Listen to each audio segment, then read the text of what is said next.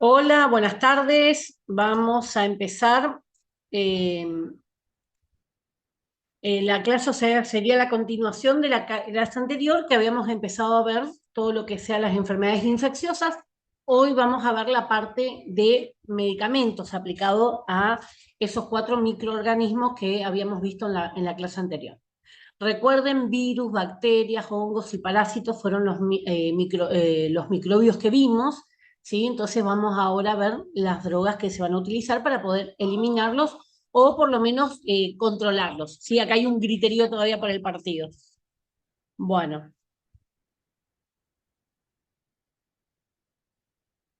bueno, primero la definición de lo que es un antimicrobiano. Un antimicrobiano es un grupo de sustancias que se van a emplear justamente para matar, y en el caso que no lo puedo matar, inhibir, o sea, frenar a cualquiera de los microorganismos, ¿sí? Por eso, en términos generales, un antimicrobiano me va a abarcar todo. Pero después, dentro de esa clasificación de antimicrobianos, vamos a encontrar que los vamos a clasificar, depende qué tipo de microbios son los que van a matar o a inhibir, a frenar. Por lo tanto, vamos a tener los antibióticos para las bacterias, los antivirales para los virus, los antiparasitarios para los parásitos y los antimicóticos para los hongos, ¿sí? La gente utiliza mucho los antibióticos cuando está con una gripe, y la gripe es viral, ¿sí? Salvo que haya alguna complicación de algún catarro, alguna sinusitis muy grave, alguna bronquitis, ¿sí? En esos casos sí estaría porque ya hay una complicación con una bacteria. Pero una gripe simple es viral y como toda la mayoría de las enfermedades virales, van a cumplir su ciclo, como vimos en la clase pasada, y se va a terminar, ¿sí? Entonces, la gripe es una cuestión de esperar 7 a 10 días que el virus se va a terminar sí o sí. Cumple su ciclo y se termina. Bueno, vamos a ir viendo, sí, habíamos visto, vamos a empezar con lo que es las bacterias, habíamos visto la clase pasada completo, todo lo que tenía que ver con la clasificación, los tipos, ¿sí? Les recuerdo lo que es más importante, normalmente lo vamos a clasificar por la forma que tenga, los que son esfera o pelotitas se van a llamar cocos, los que son más alargados se van a llamar bacilos, ¿sí? Y ahí también se van a clasificar dependiendo de cómo se agrupan. Cuando hablamos de estreptococos, quiere decir una cadena de cocos. Y cuando hablamos de estafilococos, quiere decir un racimo, ¿sí? Como ustedes pueden ver ahí en el dibujo. Después, todos los que son bacilos también van a tener algunas adaptaciones. Estrepto nuevamente va a ser una cadena, estreptobacilo va a ser una cadena de bacilos. Y después vamos a tener algunos cambios también en lo que tenga que ver con bacilos, que tienen que ver con los cilios, con esos pelitos que usan para poder movilizarse, sobre todo en medios líquidos. ¿Sí? Cuando vemos, por ejemplo, un lago que está podrido, ¿sí? Agua estancada, agua cloacales, son este tipo de bacterias que van a tener. Bueno, y la forma resistente de espora es cuando tiene una capa protectora y eso le permite estar a la intemperie, soporta frío, soporta calor, soporta temporadas de sequía, ¿sí? Y nuevamente después cuando está en un momento propicio, en un ambiente propicio, nuevamente se rompe esa espora y está intacto la bacteria en el interior. Esto es más o menos como para que ustedes recuerden lo que vimos la clase pasada. Bueno, ¿cómo vamos a clasificar los antibióticos? Los antibióticos primero vamos a tener una clasificación general, ¿sí? Que tiene que ver por el tipo de acción. O sea, ¿qué hace? ¿Mata o frena? ¿Sí? Y la otra clasificación que le vamos a tener es a qué tipos de bacterias va a atacar. ¿Va a atacar a un grupo reducido o va a atacar a un gran grupo de bacterias distintas? Vamos a tener toda esa clasificación en los antibióticos que ustedes van a ver después en el mercado, ¿sí? Lo que ustedes vayan viendo, recuerden que cambia de una farmacia a la otra, ¿sí? Porque va a depender de la clientela que tenga esa farmacia. Vamos a empezar entonces por el tipo de acción. El tipo de acción es mata o frena a un determinado grupo o a varios, ¿sí? Entonces, cuando hablamos de bajo espectro, significa que tiene muy acotado la cantidad de bacterias a la que va a atacar. Cuando hablamos de amplio espectro, quiere decir que abarca una mayor cantidad de bacterias. Por eso normalmente los antibióticos que son de amplio espectro son los que van a ser más potentes. ¿Por qué? Porque va a arrasar con todos. Y son también los que más me van a generar efectos adversos. ¿Por qué? Porque va a matar también mi flora natural, ¿sí? La flora de mi intestino. Por lo tanto, empieza a aparecer las colitis. Cuando hablamos de, por ejemplo, amoxicilina, que a la gente le encanta tomar amoxicilina para las gripes, no es para la gripe, pero le encanta tomar. ¿Qué vamos a notar? Que después de tomar la amoxicilina van a tener colitis, ¿sí? ¿Por qué? Porque la amoxicilina es de amplio espectro y arrasa con todo lo que tenga que ver con la flora intestinal, ¿sí? Entonces, eso es para tener cuidado. Cuando estamos hablando de algunas bacterias muy específicas, ahí son por ahí más efectivos, ¿sí? Los que son de bajo espectro, que son sensibles a ese, o sea, esa bacteria que es sensible a ese antibiótico. Para poder detectar a qué antibiótico es sensible, hay un estudio que se hace en el laboratorio, ¿sí? Dentro de lo que son los análisis clínicos, que se llama antibiograma. Les explico porque eso van a escuchar mucho, ¿sí? Entonces ustedes tienen una idea de qué significa eso. Un antibiograma se hace en una cajita de Petri, son unos vidrios en el cual se va a colocar como una sustancia, como una gelatina, ¿sí? Eso se prepara todo previamente. Y en esa gelatina se va a colocar la bacteria, la muestra que se sacó de ese paciente, ¿sí? Entonces, supónganse, yo estoy con un catarro o estoy con una bronquitis, bueno, se va a sacar, digamos, material de ahí y se va a colocar en esa gelatina. Luego a esa gelatina le van a aplicar distintos antibióticos en distintos lados, ¿sí? Y eso se espera, normalmente tiene 48 horas de espera. Y se va a poder ver que en aquellos lugares donde el microorganismo es sensible a ese antibiótico no va a crecer, ¿sí? Queda una mancha. Y en aquellos antibióticos que no le hace nada, va a seguir creciendo la colonia de bacterias. Eso es un antibiograma.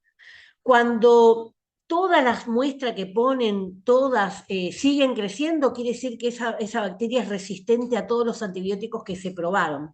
Entonces, ¿qué tengo que hacer? Nuevamente hacer lo mismo, pero con otros antibióticos. Muchas veces los antibióticos que actualmente se utilizan no dan resultado, vuelve la bronquitis, vuelve. ¿Sí? Entonces, ¿qué notamos nosotros desde la farmacia?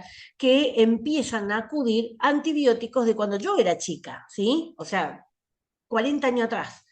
Y están resurgiendo nuevamente esos antibióticos porque los actuales, ¿sí? Los antibióticos que usan normalmente los pediatras ahora son los que van dejando, digamos, de tener efecto porque la gente consume demasiado. A raíz de eso, ¿sí? De la tolerancia que se le tiene a los antibióticos, se aprobó la ley, ¿sí? De registro de los antibióticos. Eso está todavía a programar cómo se va a aplicar la ley, pero la idea es que sea como los psicotrópicos y estupefacientes con receta que se tenga que registrar en un libro. ¿Sí? ¿Por qué? Porque la gente consume y en la farmacia, digamos, una responsabilidad cuando se da antibióticos sin una receta médica. Bueno, eso es lo que significa bajo espectro, amplio espectro, ¿sí? Entonces, cuando es bajo espectro, ese antibiótico va a atacar específicamente a un tipo de bacteria, ¿sí? Por ejemplo, una estreptococo, ¿sí? Cuando hablamos de amplio espectro, van a atacar a distintos tipos, pueden ser bacilos, pueden ser cocos, ¿sí? Va a depender, ¿sí? Y ahí es donde podemos ampliar más la acción, ¿sí? Eso tiene que ver con el tipo de acción. Cuando vamos a ver el poder de la acción, va a ser la mata o la frena, ¿sí? Entonces, cuando mata, van a ser bactericidas. Terminación sida significa asesino, ¿sí? Femicida, ¿sí? Todo lo que tenga que ver, parricida, todo lo que tenga que ver con terminación sida, es asesino, ¿sí?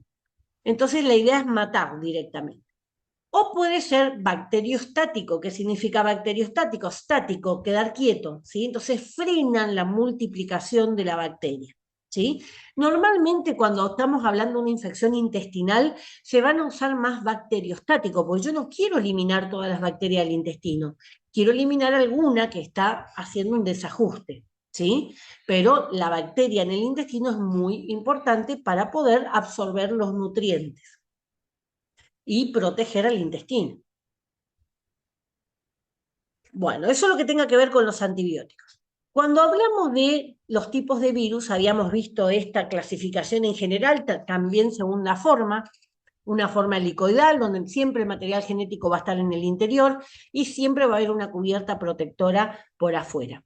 El virus no sobrevive en el medio ambiente, ¿sí? Sí o sí, para poder multiplicarse, va a necesitar un huésped. Ese huésped puede ser un ser humano, un animal, una planta, lo que sea, ¿sí? Pero necesita alguien que esté vivo para poder combinar su material genético y poder multiplicarse. Cuando no tiene acceso a un huésped en el medio ambiente, termina su ciclo y muere, ¿sí? Incluso hay algunos virus que ni bien tienen contacto con con el medio ambiente, también van a morir por más que no terminaron su ciclo, ¿sí? O sea, solo no pueden sobrevivir. Esto era lo que habíamos visto, que podían ser helicoidales, que podían ser poliédricos, o sea, muchos lados, poli mucho, podrían ser esféricos, o los que son un poquito más complejos, que son los que van a ser virus que van a atacar a bacterias, ¿sí? Esos son bacteriófagos. Bueno, ¿cómo actúan y por qué se necesita un huésped? Dice, se emplean en el tratamiento de algunas de las infecciones virales que afectan al hombre. Eh, la mayoría de las enfermedades que afectan al ser humano, al hombre, van a ser autolimitantes. ¿Qué quiere decir? Termina su ciclo y se terminó el virus, ¿sí? Ahora, hay otros tipos de virus que van a ser crónicos, ¿sí? Y una vez que están instalados en el cuerpo de un huésped, no van a poder ser eliminados, ¿sí? Esas son las enfermedades crónicas. Entonces, una enfermedad por virus puede ser aguda o puede ser crónica. Bueno, ahí ustedes ven el dibujito, ¿sí? Y lo que le explica es, entra el material genético del virus a la célula, ¿sí? El celeste va a ser una célula común, ¿sí? De animal, ser humano, lo que quieran. Va a ir directamente al núcleo. Recuerden que en las eucariotas, animales y plantas, eh, el material genético está dentro del núcleo, ¿sí? Para que ustedes se lo imaginen más fácil, un huevo, ¿sí? Un huevo es una célula, es un ser vivo, ¿sí? Vamos a tener la clara del huevo, que es el citoplasma, y vamos a tener la yema del huevo, que es el núcleo, ¿sí? El material genético está ahí, en el núcleo. El virus va a entrar y va a ir a combinarse con ese material genético de ese huésped, ¿sí? Una vez que está, se va a multiplicar y ahí nuevamente van a salir los hijos de ese virus. Por eso, cuando estamos hablando de un tratamiento antiviral, podemos atacar al virus, ¿sí? Para que no se multiplique, podemos atacar a la célula protegiéndola para que no le ingrese el virus, o podemos también ir a evitar la replicación, la multiplicación, evitar que salgan, ¿sí? Entonces, ¿cómo mantengo cerrado? Les doy un ejemplo muy sencillo para que se ubiquen en esto. La gripe porcina, ¿sí? La gripe porcina se llama H1N1. Esa H y esa N significa, hay de distintos tipos, H1N2, ¿sí? Depende de la gripe aviar, la porcina, hay distintos tipos que están dentro de esa clasificación. La nuestra común, la gripe porcina común, es H1N1. Esa H y esa N son las iniciales de proteínas que tienen esa cápsula. Recuerden que el virus es material genético que está en el interior cubierto por una capa protectora, ¿sí? Esa capa protectora tiene grasas, tiene proteínas, tiene azúcares, ¿sí? Dentro de esas proteínas que están ahí van a estar estas dos proteínas, la H que se llama hemaglutinina, ¿sí? Con H, hemaglutinina, y la N que es la neuraminidasa. ¿Por qué les cuento esto? Porque el medicamento que se utiliza para la gripe porcina lo que hace es bloquear esa neuraminidasa. ¿sí? La neuraminidasa, cuando la célula del virus está activa, va a hacer como una pequeña ventanita, abre y permite que el material genético del virus salga, ¿sí? ¿Qué va a hacer este antiviral? Va a bloquear, no va a permitir que salga. Entonces el virus va a estar dentro de su caparazón, su protección, y va a terminar su ciclo ahí, ¿sí? O sea, 7, 10 días y va a terminarse el virus.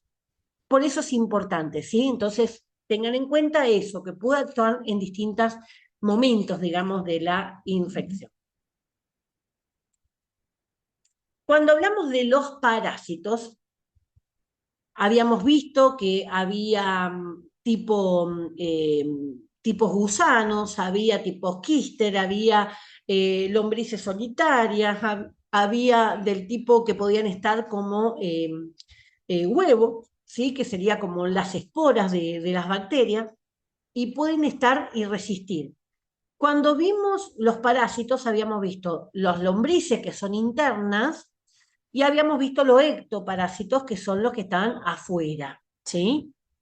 Tengan en cuenta eso porque eso es parte del examen también y siempre me contestan mal, ¿sí? O sea, los parásitos pueden ser internos y externos, ¿sí? Los que están afuera se van a llamar ectoparásitos. Bueno, vamos a ver entonces qué son estos antiparasitarios, ¿sí? La idea es, como siempre, destruir a los parásitos. Y vamos a ver cómo se clasifican. Lo podemos clasificar según el parásito del que se está hablando, ¿sí? O sea, qué es lo que yo estoy tratando de eliminar. Vamos a tener los externos o ectoparasiticidas, ¿sí? SIDAS, acuérdense, SIDAS es asesino, o sea, eliminar. No es que lo detengo, sino que lo quiero eliminar. Vamos a tener internos o endo significa dentro, endoparasiticidas, y podemos tener también algunos que son para los dos, para internos y externos, que se van a llamar endectocidas, ¿sí? Siempre sida la terminación, ecto afuera, endo adentro y endec cuando son de los dos. Cuando hablamos del estadio del parásito, o sea, ¿qué quiere decir? El estado de esa lombriz. Vamos a tener que primero va a ser huevo, después una vez que rompe esa forma de huevo van a ser larvas un tiempo y luego van a ser gusanos adultos, ¿sí? Entonces, dependiendo en qué parte de ese proceso van a atacar, se van a llamar ovicidas, larvicidas o adulticidas. Muchos de los parásitos matan los adultos, ¿sí? Son adulticidas, pero no matan los huevos. Entonces yo 7 días después tengo que repetir el tratamiento, porque en esos 7 días lo que eran huevitos ahora van a ser lombrices, ¿sí? Entonces tengo que repetir el tratamiento.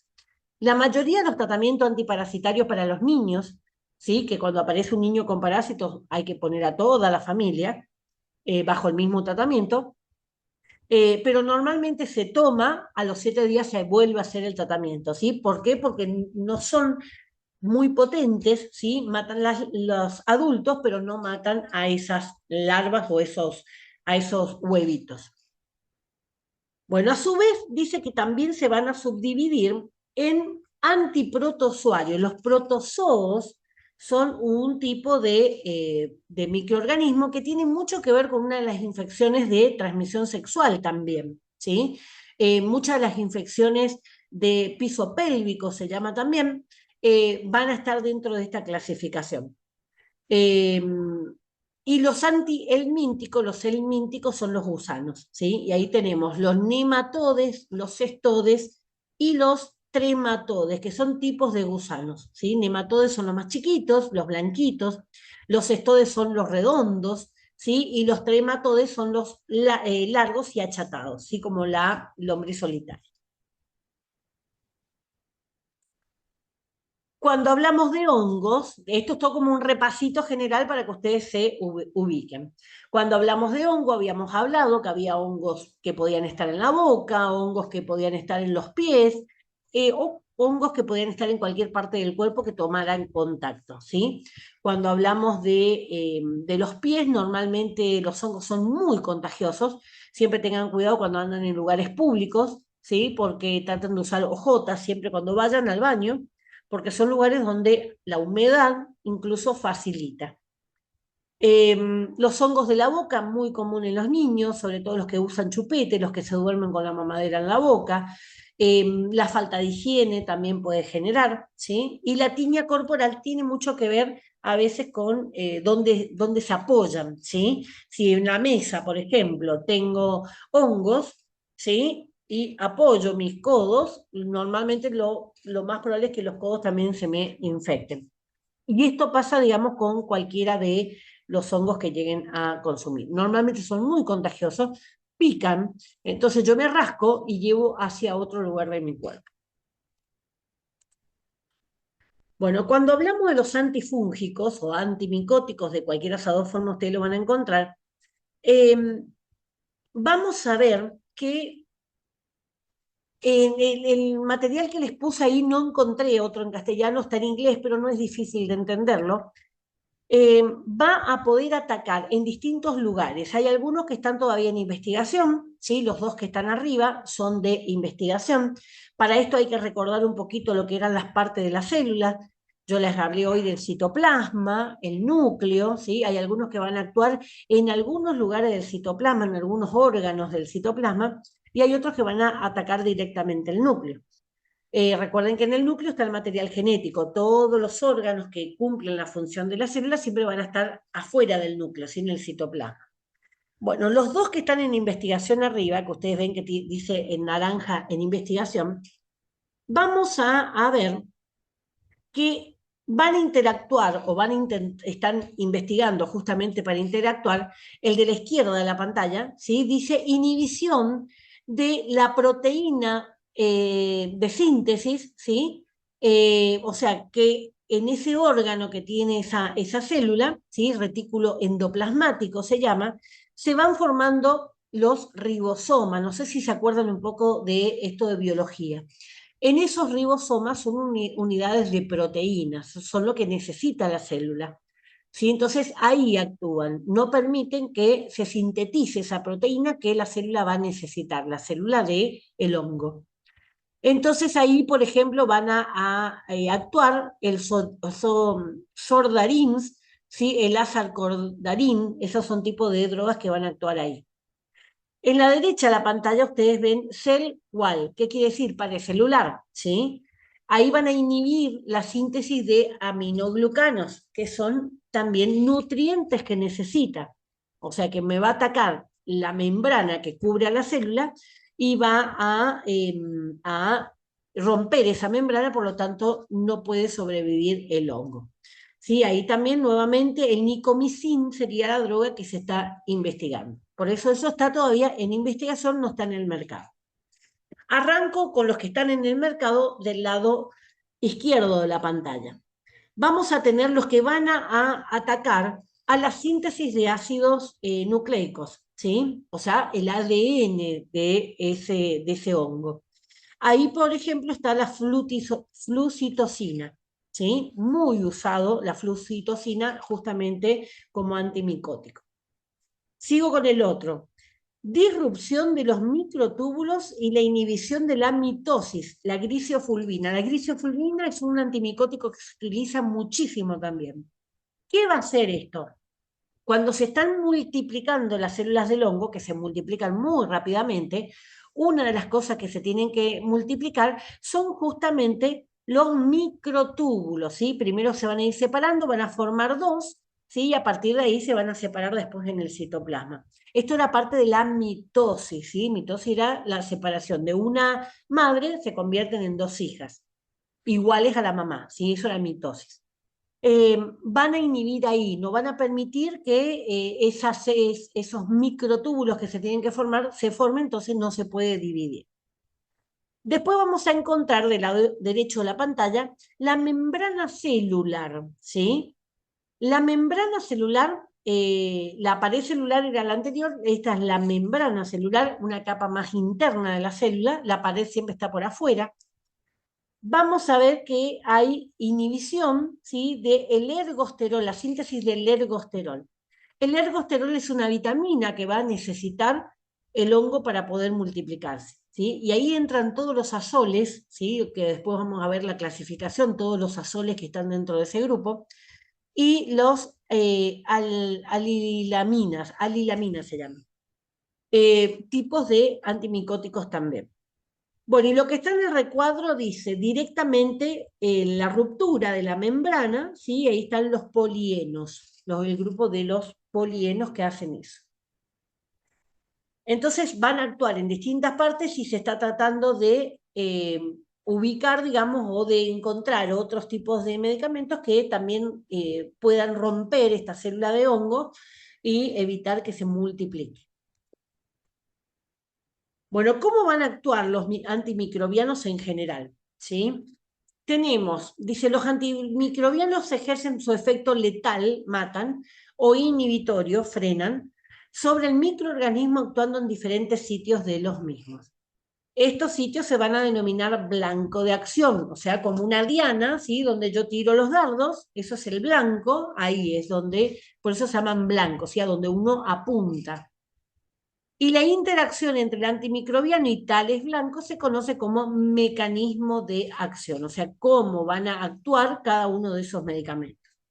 Algunos van a ser tóxicos para los microorganismos, por lo tanto mueren, ¿sí? Al exponerlos a esos antimicrobianos, van a morir. Otros van a evitar, como vimos recién, que se multipliquen, ¿sí? La replicación. Replicación es multiplicación de la madre. Otros pueden secuestrar factores esenciales, por ejemplo, algún nutriente, como los aminoglucanos que vimos recién, ¿sí? O sea, no le da el alimento que necesita y muere. Y otros pueden destruir componentes esenciales, por ejemplo, la pared de una bacteria, ¿sí? Una bacteria sin su pared no puede sobrevivir. Así que bueno, con esta idea general de todo lo que tenga que ver con los antimicrobianos, vamos a entrar a lo que es la clasificación de los antibióticos. Tengan en cuenta entonces que los antibióticos, uno de los grupos, hay dos grupos de medicamentos que son los que más generan reacciones alérgicas en el ser humano. Los antibióticos son uno, y los AINE, los antiinflamatorios no esteroides, son los segundos, ¿sí? Esto de AINE vamos a ver la próxima clase cuando veamos dolor. Bueno, vuelvo al antibiótico. Vamos a tener una clasificación bastante amplia de los antibióticos y cuál es el problema y por qué se tuvieron que sancionar estas leyes de último tiempo. El primer antibiótico que se arrancó, digamos, en la historia es la penicilina. La penicilina no es de una planta, ¿sí? Hay una planta que se llama penicilina y la gente está convencida que se saca de ahí. La penicilina se saca de un hongo, ¿sí? Que es es una variedad del hongo negro que le crece al pan, el moho que le crece al pan, ¿sí? Eh, por accidente o por lo que sea, se descubrió en su momento y sigue siendo hasta el día de hoy uno de los mejores antibióticos. Por mucho tiempo fue el más potente. Hoy hay antibióticos que son más potentes que la penicilina, pero son sintéticos, ¿sí? La penicilina es una semisintética, o sea, de algo natural se le mejoró químicamente para que sea potente. Y hay otros que son de síntesis completamente, son todos químicos, pero que tienen muchísimo, son como verdaderas bombas atómicas en este momento. Bueno, vamos a empezar con la primera clasificación, los aminoglucósidos. Dentro de estos aminoglucósidos ustedes van a encontrar la streptomicina que se usa, la neomicina se usa mucho en cremas, la amicacina, canamicina, fíjense, todos terminan en cina en este grupo. La amicacina es inyectable, la canamicina también, la tobramicina se utiliza mucho en gotas para el oído, la gentamicina se usa mucho en crema, ¿sí? La espectinomicina, siempre van a terminar en cina en este grupo. La mayoría de los antibióticos terminan en cina. Aminoglucósidos, ¿sí? Esa es la primera. Más van a ser utilizados como inyectables o no es que hay comprimidos de esto, ¿sí? Comprimidos, inyectables o cremas. Vamos al segundo grupo, los beta-lactámicos. Los beta-lactámicos se llaman así por el grupo químico que tienen, ¿sí? Es un grupo, este es el grupo que más reacciones alérgicas generan. Y una cosa es que yo sea alérgico a la penicilina y otra cosa es que yo sea alérgico a todo el grupo de los beta-lactámicos, entonces yo no puedo usar ni penicilina ni ninguno de los otros. ¿sí? Beta-lactámico está dividido en varios grupos. Vamos a ver el primero dentro de lo que es los beta-lactámicos, la famosa penicilina. Vamos a tener la bencilpenicilina, que es por su estructura química que se llama así, o penicilina G. La fenoximetilpenicilina o penicilina B, que estos son inyectables. La penicilina G hay en inyectable y en vía oral. Dentro de los que ya son combinaciones con los químicos, ticarcilina, cloxacilina, ahí hay coma, cloxacilina, amoxicilina, la ampicilina, la piperacilina. La amoxicilina es uno de los antibióticos que más la gente consume. Normalmente le van a decir amoxicilina porque no saben pronunciar bien la droga. La droga es amoxicilina. Es uno de los medicamentos que más abusan, ¿sí? La gente en tomarlo. Y normalmente lo toman 2, 3 días, mejoraron y ya dejan. Y los antibióticos siempre se toman en el tratamiento completo. Si es 7 días, si es 10 días, pero se hace completo. O si no, alguna bacteria que pudo sobrevivir en esos 3 días, ya va a quedar, va a sobrevivir y va a ser inmune al antibiótico, ¿sí? Por eso cada vez necesitamos antibióticos más y más potentes porque la gente hace un mal uso. Dentro de los beta-lactámicos vamos a encontrar la cefalosporina. Dentro de la cefalosporina vamos a tener de primera generación, segunda generación, tercera y de cuarta. ¿Qué quiere decir esto? Primera generación, las primeras que se fabricaron. Dentro de este grupo tenemos cefadroxilo, la cefalexina, que es muy utilizada, la amoxicilina y los grupos de las penicilinas se usan en enfermedades de transmisión sexual, se usan en infecciones respiratorias. La cefalexina se usa más en lo que sea infecciones del cuerpo, ¿sí? Una pierna infectada, ¿sí? O una operación, alguna situación así.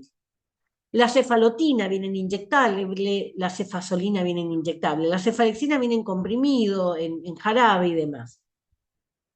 Cuando estas no fueron suficientemente fuertes, empezó a aparecer la segunda generación. ¿Qué quiere decir? Le agarré a las primeras y le hice alguna modificación química para hacerla más potente. Y así aparecieron el ceflacor, la cefuroxima. Cefuroxima era cuando yo era estudiante todavía, yo tengo 25 años de egresada, yo era estudiante y había empezado a aparecer la cefuroxima. No estamos hablando mucho tiempo atrás, ¿sí? Los antibióticos hace 100 años que se usan. Sin embargo, la tolerancia que la gente fue haciendo a esos antibióticos es muy grande. Antes se morían porque no sobrevivían a las infecciones, ¿sí? Y ahora los antibióticos permiten poder sobrevivir a las infecciones. La cefoxitina, la cefuroxima, entonces son las que van a ser las más comunes de este grupo. Después apareció la tercera generación, ¿sí? Ahí apareció la cefixima, ¿sí? Que es conocida, la cefotaxima es muy conocida, la ceftazidima también, la ceftriaxona es muy utilizada, pero ya esta tercera generación es exclusivo ya de hospitales, ¿sí? Sanatorios y hospitales. Y la cuarta generación, la cefepima y la celpirona. No es necesario que ustedes aprendan todos estos nombres, ¿sí? Lo que es importante que ustedes sepan es qué hace la penicilina, qué hace la cefalosporina, ¿sí? O los nombres en general, no los nombres puntuales de cada una de las drogas. Dentro de esta misma penicilina vamos a tener la monobactamas como el astrionam. Estos son todos inyectables. Dentro de ese mismo grupo seguimos teniendo los carbapenemes. Los carbapenemes, cuando yo hice mis prácticas en el hospital de pediatría, los carbapenemes eran, 25 años atrás, eran considerados unas bombas atómicas, para que ustedes tengan una idea, ¿sí? El imipenem, la primera vez que yo vi un tratamiento, incluso una criatura con el imipenem, fue ahí justamente en mis prácticas. Eran considerados, digamos, como verdaderas bombas atómicas que mataban absolutamente todo lo que tuviera ese paciente. Bueno, después aparece el meropenem, aparece el ertapenem, vieron que siempre las terminaciones van a ser parecidas también. Luego aparecieron las enzimas, que son las beta-lactamasas, ¿sí? Recuerden cuando terminan en asa son enzimas que hacen que se fabrique, que generaban resistencia a las penicilinas. ¿sí? A las beta-lactámicos. Entonces, bueno, usaba una amoxicilina, llegaba un momento en que no me hacía más efecto. ¿Por qué? Porque las bacterias que yo estaba tratando eran resistentes. Así que, ¿qué se tuvo que hacer? Se tuvo que agregar químicamente algo para hacerlas romper nuevamente ese esquema. ¿Sí? Entonces son inhibidores, frenan a esas enzimas que convierten en resistentes. Ahí tenemos combinación, entonces ya no me servía la amoxicilina sola, sino que le tenía que agregar ácido clavulámico. El ácido clavulámico solo no sirve, no se usa, ¿sí? Se usa combinado con la amoxicilina para poder romper ese patrón que tienen esas bacterias. La otra combinación muy utilizada, ampicilina y sulbactam, con el mismo esquema, ¿sí? O sea, la misma idea, y la otra la piperacilina y el tazobactam, ¿sí? O sea que son combinaciones, yo le agrego a estas derivadas de la penicilina, le agrego algún otro antibiótico que sea inhibidor de esta enzima. Eso eran todo del grupo 2, ¿sí? Entonces, dentro de lo que son los beta-lactámicos, tenemos las penicilinas, tenemos la cefalosporina, las monobactamas, los carbapenemes y los inhibidores de la beta-lactamasa. Eso es importante que sepan, no los nombres de todas las drogas. En el tercer grupo que vamos a tener los anfenicoles. El ejemplo ahí va a ser el cloranfenicol. Cloranfenicol es uno de los antibióticos también más utilizados. Luego tenemos los glicopéptidos. Vieron que es grande la clasificación de los antibióticos. Dentro de los glicopépticos vamos a tener la vancomicina, la teicoplamina. Estos son todos inyectables. ¿Sí? El cloranfenicol viene en jarabe, viene en comprimido, pero la vancomicina y teicoplamina vienen todos en inyectables. Cuando vamos al otro grupo, que son las lincosamidas, vamos a tener la clindamicina, que se utiliza mucho también, y la lincomicina. De estos dos, la clindamicina es la que más se va a utilizar. Luego entramos en otro grupo que es muy conocido, que son los macrólidos. Dentro de estos macrólidos vamos a tener la eritromicina. La eritromicina es el antibiótico que se utiliza cuando el paciente es alérgico a la penicilina. O sea, la primera elección para una enfermedad de transmisión sexual, por ejemplo, una sífilis, va a ser siempre la penicilina. Cuando el paciente no puede usar penicilina porque es alérgico, la opción, digamos, la primera opción que se tiene va a ser la eritromicina, ¿sí? Para que ustedes vean lo importante que pasa a ser este grupo de los macrólidos. Después se utiliza mucho lo que es la roxitromicina también, y otro que va a ser muy conocido ahora para ustedes va a ser la acitromicina. ¿Sí? La acitromicina es un antibiótico de no hace mucho tiempo, 10 años atrás aproximadamente, un poquito más. ¿Qué trajo de diferencia con respecto a los otros? La toma diaria, una sola vez. Entonces, cuando hablamos de chicos, que había que despertarle, había que hacerle tomar el jarabe y demás, esto facilitó mucho el tratamiento. Pero fíjense a qué nivel la gente va usando y abusando, porque la citromicina cuando empezó eran 3 tomas, únicamente 3 tomas, 3 días, una vez por día. Ahora pasamos a 5 y muchas veces esos 5 tampoco sirven. Si se va a tomar acitromicina, jamás pasar de los 6 días, ¿sí? O sea, 5 es el tratamiento habitual. Supongamos que se compró 2 cajas de 3 porque vienen en 3 y en 5. Supónganse que se compró 2 cajas de 3, va a tener una cesta. Hasta ahí es el límite. Más de eso ya me va a afectar a mi organismo. Dentro de este grupo también otro que es muy utilizado va a ser la claritromicina. La claritromicina se usa mucho en lo que sea infecciones respiratorias y en lo que sea infecciones urinarias. El otro grupo, la quinolona, ciprofloxacina, ofloxacina, levofloxacina, norfloxacina. Estas son antibióticos que se van a utilizar mucho para lo que sea infecciones de piel, infecciones urinarias también, ¿sí?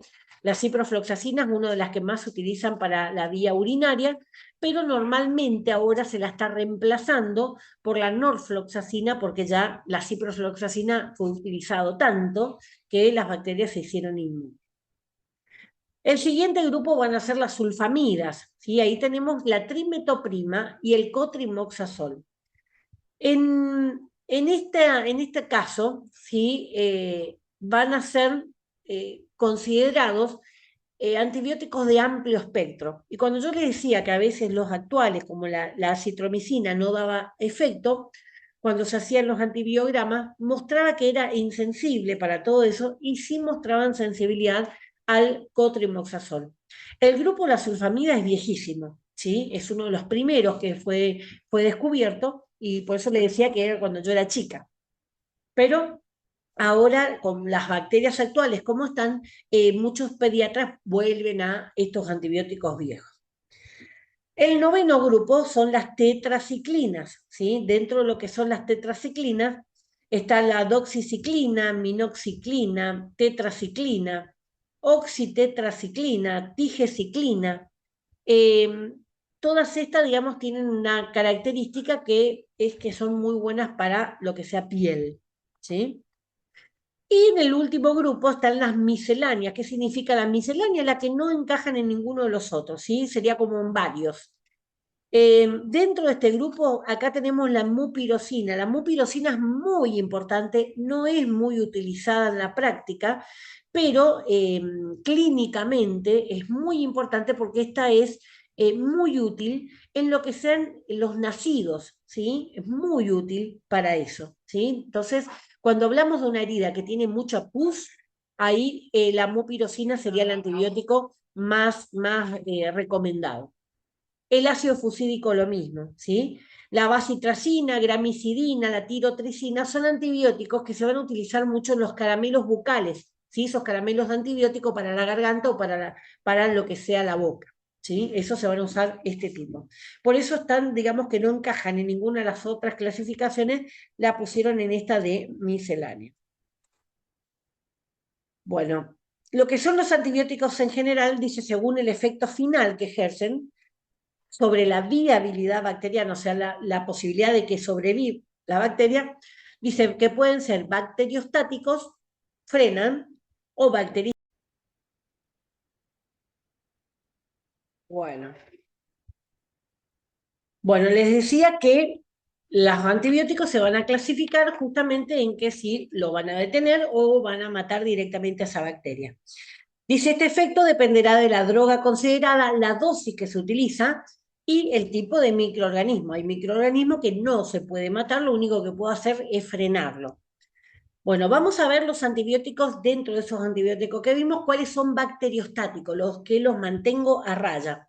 El cloranfenicol, los macrólidos, ¿sí? En general, las sulfonamidas en general, la trimetoprima, la tetraciclinas y la nitrofurantoína. Esas son las que van a detener el crecimiento.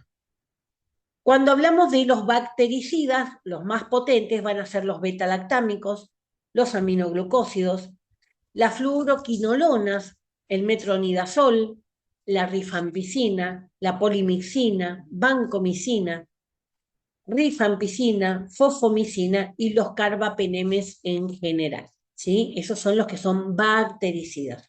Recuerden siempre que los bactericidas son más potentes, entonces van a tener un efecto adverso también más potente. Bueno, vamos con el tema de los antivirales. Cuando hablamos de los antivirales, vamos a tener, esto no se preocupen mucho por los antivirales, yo les hice una clasificación muy sencilla, el material de la clase no tenía nada, pero a mí me pareció importante que ustedes entiendan en general. Por un lado vamos a tener una clasificación sencilla que es retrovirales o no retrovirales, ¿sí? Un retrovirus es el virus del HIV.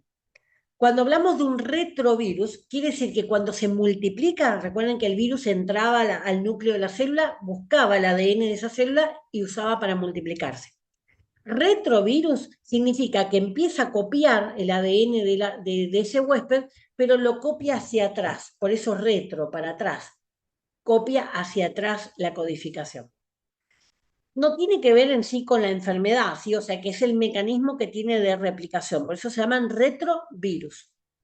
Bueno, estos que no son retrovirales, o sea, que los que hacen derecho, digamos, Van a ser inhibidores de la síntesis de proteínas virales, como el interferón alfa, los inhibidores de la síntesis del el ARN mensajero, mensajero el que informa lo que tiene que copiar, como la ribavirina, los inhibidores del ADN polimerasa, terminación asa, la enzima que hace que se forme ese ADN, como el aciclovir y el ganciclovir. El aciclovir se usa mucho en las cremas para el herpes bucal, por ejemplo. Los inhibidores de la liberación del genoma, o sea, evitar que se libere, ¿sí? Que son la mantadina y la rimantadina. Estos son los no retrovirales, o sea, los que son derechos. Vamos a ir a los retrovirales, los que codifican hacia atrás. Estos son los del HIV, ¿sí? Vamos a tener en una clasificación general, son muchísimas, por eso yo no les quise poner. Vamos a tener los que son inhibidores de la transcriptasa reversa, o sea, la que copia, como la acidobudina. La acidobudina fue el primer antibiótico, el primer antiviral que fue aprobado para el tratamiento del HIV. ¿Sí? La ZT fue la primera, es la acidobudina, normalmente conocida como AZT. Esta acidobudina, digamos, fue la primera droga que se empezó a utilizar para los pacientes con HIV. Hoy son muchísimas, ¿sí? Las que se utilizan, pero todos siguieron más o menos con esta misma idea, digamos, de evitar que se copie el material genético. Dentro de este grupo, más actuales serían la didanosina. Después tenemos los inhibidores de la transcriptasa reversa no nucleóseo, o sea, no utilizando material genético, ¿sí? Porque el nucleóseo viene de ácido nucleico, que es del ADN. Ahí tenemos los que no son del ácido nucleico y ahí tenemos la nevirapina. Y por último, los inhibidores de la proteasa, o sea, evitar corto la proteína, que sería el saquinovir. O sea, toda la idea es frenar. Vamos a la primera, ¿sí? Que habíamos visto, que eran los interferones alfa, ¿sí? Vamos a ver uno por uno de esos. El interferón alfa, a mí lo que me interesa que ustedes tengan en cuenta es que ahora comparándole los efectos adversos, van a ver que todos tienen los mismos efectos adversos, más o menos la misma idea. Dentro de los efectos adversos que presenta el interferón alfa, por supuesto que ¿cuál era la idea? Inhibir, frenar a ese virus. Pero dentro de los efectos adversos vamos a encontrar que hay un síndrome similar a la influenza aguda. La influenza aguda es la gripe, ¿sí? También provocan muchos efectos tóxicos, por eso los antivirales no se utilizan para enfermedades virales comunes, se van a utilizar exclusivamente para aquellas que son graves. Podemos tener, por un lado, mielosupresión con granulocitopenia y trombocitopenia. ¿Qué quiere decir estos nombres tan raros? Mielosupresión es suprimir la mielina de las terminales nerviosas. Las mielinas como en un cable, para que ustedes se ubiquen, en un cable, digamos que un nervio sería como un cable, el plástico que recubre a ese cable, eso es mielina, ¿sí? Entonces, mielosupresión suprime la formación de esa mielina. ¿Qué pasa con un cable pelado? ¿Sí? Si no tiene ese práctico protector, se vuelve un peligro. ¿Por qué? Porque hace cortocircuito. Lo mismo nos pasa a nosotros cuando tenemos una mielosupresión. Empieza a hacer falso contacto nuestros nervios.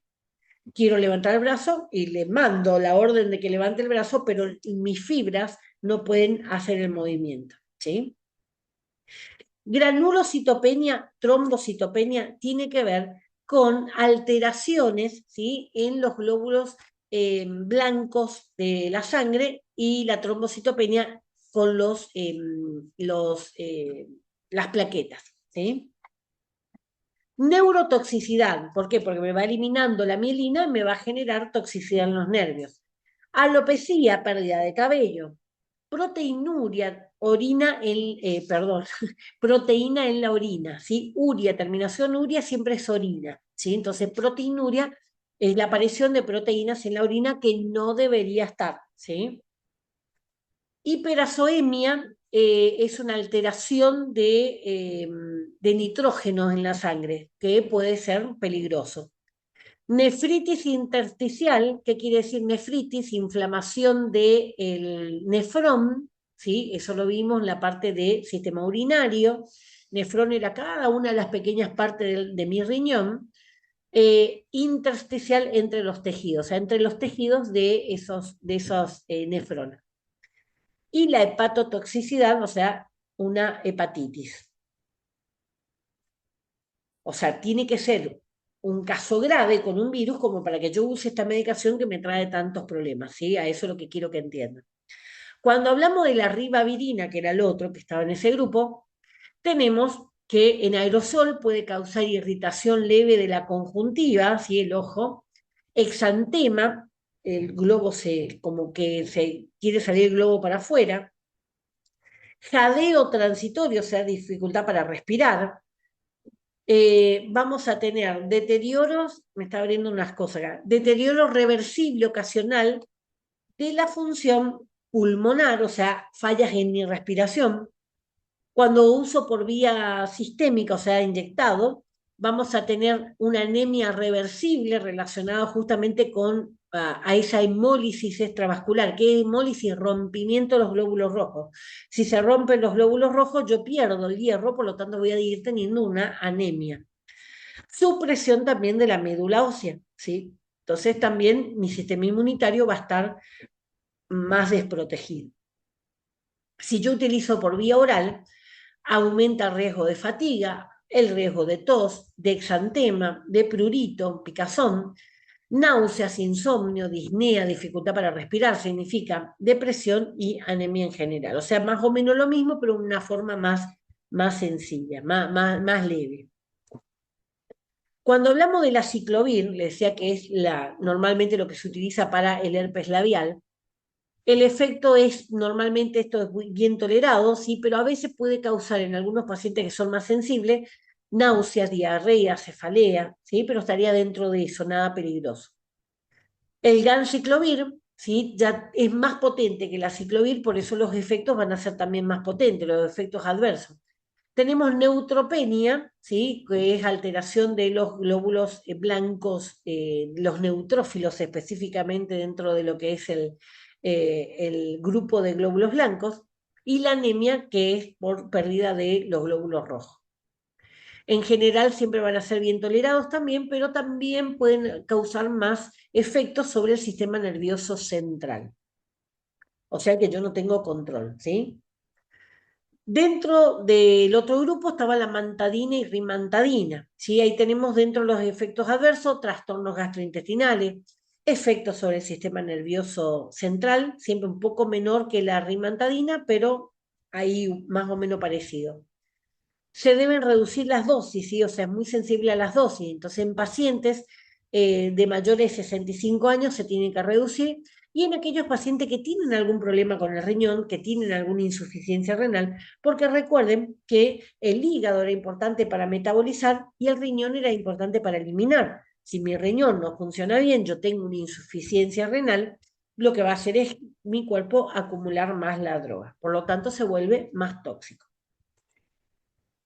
Dentro de lo que son los antiparasitarios, podemos ver, por ejemplo, los antiprotozoarios. Protozoos son unos microorganismos, ¿sí? Que son los más sencillitos, los más pequeños.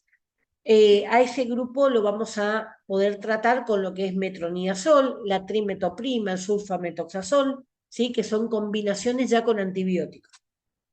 Cuando hablamos de los gusanos, ¿sí? Vamos a tener los helmínticos, ¿sí? Los antihelmínticos, el albendazol, el mebendazol, que es lo que más se utiliza para la parasitosis de chicos, ¿sí? Y el placicuantel, que ya estamos hablando para un parásito más resistente, ¿sí? Y por último tenemos los antiparasitarios hemotisulares, hemosangre, tisú, piel, ¿sí? Como la cloroquina, la primaquina, que se van a utilizar, por ejemplo, para el paludismo, ¿sí? Paludismo tenemos nosotros muchísimo acá.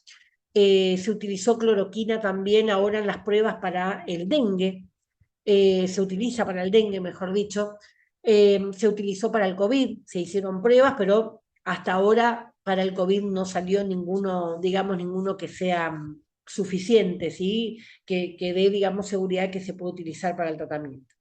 Pero se utilizó, digamos, en forma de investigación. Bueno, dentro de los imidazoles, seguimos con eso antiparasitario, ¿sí? Están el metronidazol y el secnidazol. Ese metronidazol, fíjense, el efecto adverso, náuseas, diarrea, cefalea, dolor de cabeza, vómito, dolor abdominal, polineuropatía, o sea, alteración, ¿sí? Sensitiva, dice ahí, alteración de la sensación en muchos nervios, ¿sí? Por ejemplo, en la pierna, en el brazo, en la espalda, ¿sí? O hipersensibilidad. Con el uso crónico del metronidazol, ¿qué tenemos? Un efecto disulfirán con el alcohol, lo mismo que si yo mezclo disulfirán con alcohol. ¿Qué significa? Les puse entre paréntesis para que sepan cómo es el efecto disulfirán. Rubor, me quedo roja, cefalea, dolor de cabeza, náuseas, vómitos, dolor en el pecho, parecía un infarto, ¿sí? Debilidad, visión borrosa, confusión, transpiración, asfixia, dificultad para respirar y ansiedad. O sea, un cuadro como que me estoy muriendo prácticamente. La diodo hidroxiquinoleína, ¿sí? Nombre raro, ¿sí? Los efectos adversos pueden ser forunculosis. Los forúnculos son los nacidos, ¿sí? Escalofríos, molestias gastrointestinales, alteración de la función de las hormonas tiroides, ¿sí? Fíjense que la mayoría van a tener efectos gástricos. El abendazol y el mebendazol, que es lo más utilizado en los niños, vamos a tener que el efecto adverso van a ser dolor de panza, dolor abdominal es dolor de panza en los chicos, náuseas, vómitos, diarrea, cefalea, mareo, vértigo, ¿sí? Y sobre todo tienen mucha interacción con lo que es la teofilina, la cimetidina y los anticonvulsivantes, por lo tanto no los tengo que mezclar. Teofilina es un medicamento para el asma, ¿sí? Cimetidina es un antiácido y los anticonvulsivantes en general, o sea que bastante problemas me puede llegar a acarrear si me genera a mí una crisis asmática o si me genera ¿cómo se llama? Una hemorragia digestiva por una úlcera o si me genera convulsiones, o sea, por eso es mucho, mucho cuidado en esos casos. Y el praziquantel, que era el último que habíamos visto, ese tiene un efecto general de malestares gastrointestinales menos específicos, más que nada dolor de panza y cefalea. La cloroquina, que le decía que se utilizó ahora en las pruebas para el COVID y demás, prolongación del tiempo QT. ¿Qué es el tiempo QT? Cuando ustedes hacen un electrocardiograma, vieron el dibujito, pip, pip, hace como una rayita, hace un pico para arriba, para abajo, después sigue con la rayita, esos son los latidos del corazón. Eso es un electrocardiograma, me va dejando la forma en que late mi corazón. Una prolongación de uno de esos tiempos, ¿qué me va a generar? Que se acorte otro, ¿sí? Entonces lo que yo puedo llegar a tener son arritmias, ¿sí? ¿Cuál es el peligro de la arritmia? Esto lo vimos cuando vimos cardiovascular. ¿Cuál era el problema de las arritmias? Era que justamente en esos tiempos prolongados la sangre quede quieta y la sangre que queda quieta tiende a formar coágulos, ¿sí? Entonces por eso se vuelve peligroso, ¿sí? Una arritmia siempre va a ser peligrosa por el riesgo de formar coágulos. Aparece amnesia, es la primera vez que aparece el síntoma de amnesia, prurito, diarrea, pérdida de apetito, náusea, esos son ya más habituales. Van a interactuar con los antiácidos porque reducen su absorción con el antiácido. La cimetidina, que también es un antiácido, reduce el metabolismo y la eliminación de la cloroquina. Si yo no la puedo eliminar, quiere decir que corro el riesgo que sea tóxica. Y reduce también la absorción de la ampicilina. La ampicilina es un antibiótico. Primaquina, que era el otro que estaba en ese grupo, los efectos adversos, dolor abdominal, anemia, hemolítica, ¿qué quiere decir? Se rompen los glóbulos rojos, ¿sí? Agranulocitosis, alteraciones en los glóbulos blancos, arritmias y jaqueca. Dentro de estos antimicóticos, digamos, estos antihongos, vamos a tener la clasificación, los antimicóticos sistémicos para infecciones sistémicas, por ejemplo, la anfotericina B, la flucitocina, el grupo de los azoles que habíamos visto también en el dibujo. Dentro de ese grupo de los azoles, ¿cuáles están? El ketoconazol, muy utilizado, está en shampoos, el itraconazol, muy utilizado en crema, y el fluconazol, que es muy utilizado en los óvulos, ¿sí? Para hongos vaginales. Los antimicóticos sistémicos para infecciones mucocutáneas, ¿sí? O sea que para piel, pero de la mucosa. La grisofulvina, la terbinafina, se suelen utilizar mucho para las gotitas del ojo. Los antimicóticos tópicos, están las nistatinas, se usa mucho la nistatina para eso, los azoles, que son estos tres, ketoconazol, itraconazol y fluconazol, y las alilaminas. Dentro de ese grupo, digamos, las anfotericinas B, el efecto adverso se va a modificar o clasificar en dos grupos. Por un lado tenemos una toxicidad relacionada a tener el medicamento en la vena, ¿sí? O sea, por infusión. Me puede aparecer fiebre, escalofrío, espasmos musculares, contracciones significa espasmo, vómitos, cefalea, hipotensión, baja la presión. Tenemos también cuando hablamos de una toxicidad más lenta, ahí podemos hablar de un daño renal, de azoemia, ¿sí? La azoemia, recuerden que era nitrógeno en sangre, que eso significa toxicidad. Y por vía intratecal, quiere decir por la médula directamente, puede producir aracnoiditis, que es inflamación de la aracnoides, que es una de las membranas que cubre al cerebro, y provocar convulsiones también. Bueno, la flucitocina, el efecto adverso que tiene es que resultan del metabolismo por flora intestinal, o sea, la flora que tenemos en el intestino es lo que me va a generar el efecto adverso, dando origen a un metabolito anticancerógeno que es tóxico. La toxicidad a la médula ósea causa anemia, leucopenia y trombocitopenia. O sea, afecta mis glóbulos rojos con la anemia, mis glóbulos blancos con la leucopenia, leucos blancos, y trombocitopenia a las plaquetas. Puede ocurrir una especie de enterocolitis tóxica a dosis elevadas y resistencia cuando uso menos de la dosis que tengo que usar. O sea, tengo que usar la dosis correcta. Si uso más, voy a ser tóxico. Si voy a usar menos, va a ser subterapéutico. O sea, no me sirve para el tratamiento. Debe medirse siempre su concentración y evitar los efectos tóxicos. Dentro de los azoles tenemos los imidazoles y el triazoles. Dentro del imidazol tenemos ketoconazol, miconazol y clotrimazol, y dentro de los triazoles, itraconazol y ketoconazol también. El ketoconazol es del segundo grupo, no del primero. ¿Qué efectos adversos? Normalmente los azoles no van a ser tóxicos, ¿sí? Y normalmente los efectos adversos siempre van a ser como mínimos, pueden ser algún trastorno gastrointestinal, sí pueden producir alteraciones de las enzimas en el hígado, ¿sí? Pero rara vez pueden aparecer una hepatitis, ¿sí? Pero me puede alterar. La grisofulvina, el efecto adverso, la alergia, la enfermedad del suero. La enfermedad del suero es una enfermedad, digamos, que me genera como sueño, ¿sí? Hepatitis, las interacciones farmacológicas con la warfarina, que es un anticonvulsivante, y con el fenobarbital, que era un barbitúrico, o sea, para las convulsiones. La terbinafina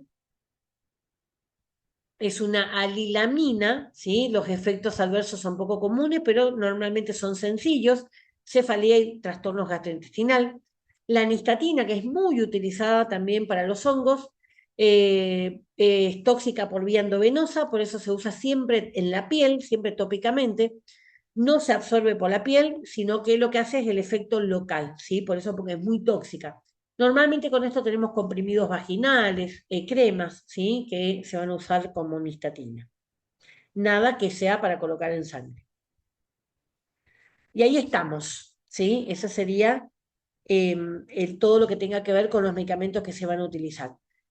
No puse absolutamente nada de lo que es los medicamentos para el HIV, porque eso van a estar después, vamos a ver lo que es el tratamiento y todo en la clase que va a ser de enfermedad de transmisión sexual, ¿sí? Ahí hablamos bien de todo lo que tenga que ver con el HIV. En este caso, simplemente saber que el HIV es un retrovirus y que va a tener tres maneras de poder atacarlo. Por eso hoy hay una amplia gama de medicamentos que se van a utilizar para el tratamiento del HIV, ¿sí? Eh, Recuerden que cuando Freddie Mercury, una de las figuras más legendarias, digamos, que tiene que ver con el HIV, él anuncia que tenía HIV y fallece al otro día. 6 meses después de su muerte, justamente sale el AZT. O sea, si no hubiera muerto, a lo mejor tenía la posibilidad de acceder al medicamento. El AZT lo que tuvo en su principio es que no a todo el mundo le caía bien, ¿sí? Tenía muchos efectos adversos. Y eso fue lo que se fue trabajando, ¿sí? Y sacando cada vez una mayor cantidad de drogas que puedan ser utilizadas. Entonces, esta me hace mal, uso esta otra combinación. Bueno, eso sería todo y esto complementa lo que tenga que ver con los antimicrobianos que en las enfermedades infecciosas que vimos la clase pasada. ¿Delia, alguna pregunta o algo? No, por ahora se entendió Es bastante. un poquito complicado con el tema de Sí, los nombres me están matando. nombres, pero no se preocupen de los nombres, ¿sí? No se preocupen. Lo que sí me interesa es que si te digo la clasificación, digamos, de los antibióticos, sepas que son 10 grupos dentro de lo que son la clasificación de los antibióticos. Que sepas, algunos ya es más que suficiente, ¿sí? Pero, por ejemplo, que si dice beta-lactámico, en los sistemas siempre van a aparecer los nombres, ¿sí? Va a aparecer el nombre de la droga, pero te va a aparecer la función, te va a decir beta-lactámico. Entonces, que vos sepas que un beta-lactámico es un antibiótico, ¿sí? Esa es la idea en general. Si dice un triazol, que sepa que es un medicamento para los hongos, ¿sí? Porque muchas veces en los sistemas aparece eso, triazol, ¿sí? Entonces, bueno, ¿qué significa triazol? Eso es lo que me interesa que ustedes entiendan, ¿sí? O sea que tengamos que memorizar nomás las terminaciones y saber bien de qué parte, de qué Sí, más o menos a qué se categoría refiere, sería más o ¿sí? menos. A qué Sí, categoría se... No los nombres sí, porque es imposible, sí, porque no me imposible. va a quedar.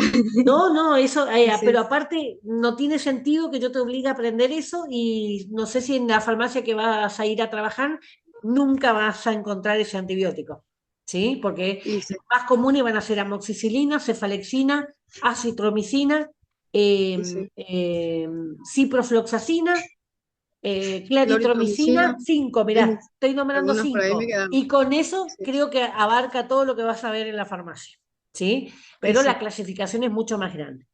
Esa es la ok. idea. ¿Tá? Bueno, muchas Pero gracias. normalmente en el mostrador de la farmacia con esos 5 son los que van a utilizar. Ahora hay que estar atento a cómo va a estar la ley, ¿sí? ¿Qué dice la ley que se va a tener que hacer con los antibióticos ahora? Por ahora no hay nada, ¿sí? Pero la idea de la ley era justamente que se lleve un registro, así como se registra psicotrópico y estupefaciente, que sea obligatorio los antibióticos también para frenar un poco el consumo de antibióticos de la gente, ¿sí? Bueno, ¿cuándo se Sí, usa me el parece antibiótico? perfecto. Cuando hay una infección, hay una bacteria que justifique, si no, cada vez yo lo vuelvo más resistente. ¿Cuál es el problema? No va a ser un problema mío, ¿sí? El problema lo van a tener mis hijos o pueden llegar a tener mis nietos. ¿Por qué? Porque en 20 años la resistencia a los antibióticos puede ser a tal nivel que los antibióticos que tenemos hoy no sirvan, ¿sí? Así como dejó de servir Sí, la penicilina, va a dejar de servir estas bombas atómicas que tenemos ahora. Tenemos verdaderamente bombas atómicas, pero no están haciendo el resultado. Por eso dentro de los como, hospitales están infecciones intrahospitalarias que son resistentes. Yo le digo a las chicas superpoderosas, porque son bacterias que son resistentes a todos y ahí en el hospital están en contacto con todos los antibióticos. Entonces, cuando sobrevive alguna de esas bacterias, es superpoderosa. Yo lo saco y lo llevo afuera, donde la gente no está acostumbrada ese tipo de bacterias y hace verdaderamente estragos. Sí, eso es cuando sale una hospitalaria que va a otro lado. Muchas veces entra por alguna fractura, un accidente en la moto, si una fractura, tenía un conocido nuestro que entró por una fractura y terminó muriéndose por una infección que no la pudieron parar, por una fractura, o sea, entró a quirófano para arreglarle el hueso que se había salido, ¿sí? Se rompió una fractura expuesta, o sea que había que meter el hueso adentro otra vez, y se agarró una intrahospitalaria y no salió de ahí. O sea que están y por eso es importante que no se usen los antibióticos justamente para que sean sensibles y que se los pueda matar. Por eso le digo, no va a ser mi problema, el problema va a estar en las futuras generaciones. Hace más de 20 años que la Organización Mundial de la Salud viene alertando. Recién ahora están escuchando porque vieron, ¿sí? ¿Y cómo te podés dar cuenta fácil? Antes se usaba amoxicilina 250 para los chicos. Hoy la amoxicilina 250 no hace nada, es como darle caramelo. Me pasaron a la Sí, amoxicilina en 500. mi caso a mi hijo no le dan más eso, no le hace más nada. Le Bueno, dieron clorimicina y difenidramina y ahí cuando con se ese agarró una salió, gripe. con la claritromicina salió. Con ese se le fue sí, un poco, Bueno, pero fíjate igual vos que tuvimos volvió a que ir a empezar de nuevo. un antibiótico mucho más fuerte cuando lo que Y tendría que le ser tuve para que los chicos llevar, la ahora le tengo que llevar a amoxicilina. un alergista, sí, no le hace Sí, más nada la amoxicilina. no, pero la amoxicilina no es para la alergia, la No, difenidramina que te no, dieron que es me para la dieron la alergia. difenidramina y la cloripiromicina. Por eso, la que te dieron, Sí, la difenidramina es para la alergia, ¿sí? Y cambiaron normalmente todo. si va a ser alérgico, va a ser alérgico a todo, ¿sí? Yo soy alérgica también y hay que ver a qué Alérgico puntualmente al cambio de él clima, es alérgico. al cambio de clima, Al cambio de que me clima, dijeron. yo también, a Sí, donde refrescó de golpe, yo ya estoy sí, mosqueando, ¿sí? sí, algo así. Típico, típico, y bueno, anda Es chiquito acostumbrándote y porque medio que no hay sí. solución para eso. Así Ay, no. que, no, sí, No, y ahora le no hay tengo que solución. sacar turno con alergista, me dieron el turno para el 21 recién, para tener con el pediatra. Bueno, Y ¿qué le ando van a ahí hacer? tirando. Tratar de mejorar los síntomas, ¿sabes? O sea, tratar de aumentarle el sistema inmunitario para que rechace más fácilmente. Eso lo vamos a ver Me bien veo cuando que... veamos vacunas, ¿sí? Cuando Ah, veamos sí, vacunas, yo le explico bien todo lo que tenga que ver con el sistema inmunitario y después vacuna. sí, Entonces ahí ustedes van a poder entender bien lo que es las alergias y todo sí, lo que sí. tenga que ver, cómo actúa. ¿Estamos entonces? Bueno, sí, quedamos. Bueno, ya sabéis, no Buenísimo. quedé loca con los nombres de esto porque no es importante, ¿sí? No, ya, algunas ya me memoricé ya porque toma mi Sí, cita. hay cosas que te van a sonar porque son conocidas, Algunas digamos, que nunca ¿sí? escuché. Sí, sí. Sí, hay cosas que nunca vi, con eso te digo todo, nunca vi. Pero Lo la de penicilina sí me el acuerdo. EpiPenem, que te decía que es una bomba atómica, lo vi porque lo vi en el Ese hospital, nunca una escuché. criatura Ajá, no, no lo vas a ver nunca en la farmacia porque eso se maneja exclusivamente en los hospitales.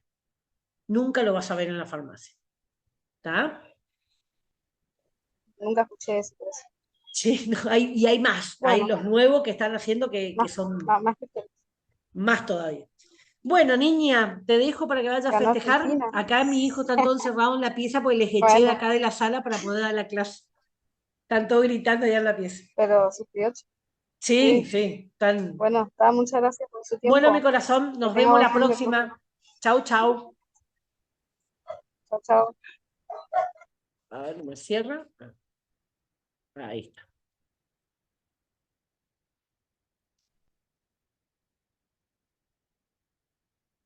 ¿No me quiere cerrar? Ahí está.